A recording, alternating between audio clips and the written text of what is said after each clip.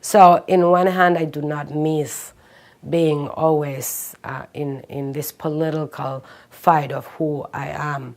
In the other hand, that the political part of being a rabbi and what it means in Israel and what it could mean, or the hopes that it could become something much more mainstream, is very dear to me, and I miss not being part of that fight.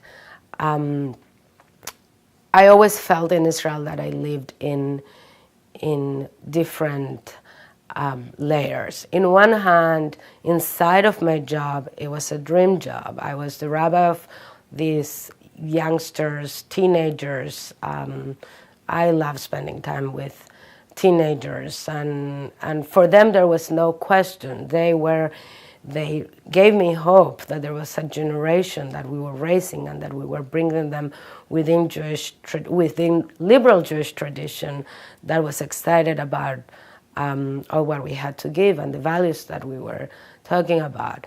But then I would leave my office, or I would leave the activities of the youth movement. I would encounter the real world in Israel, and that was always very sad and very hard. But it was very important to me to fight that. So there is the story everybody tells about the cab driver that asks you, what do you do in Israel? And you spend time figuring out, do you say the total truth? Do you say I'm a rabbi? Or you just say I'm a Jewish educator? Do you want to fight with a cab driver about liberal Judaism in Israel? Or you just want to get to the place where you have to get?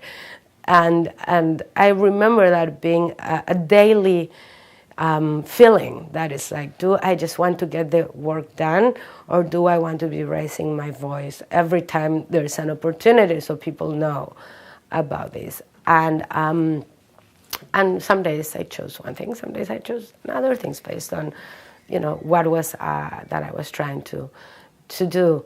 I became very involved through the Masorti movement in anything that was connected to women issues and women rights and not just women but also pluralism in general and liberal movements having a voice in Israel.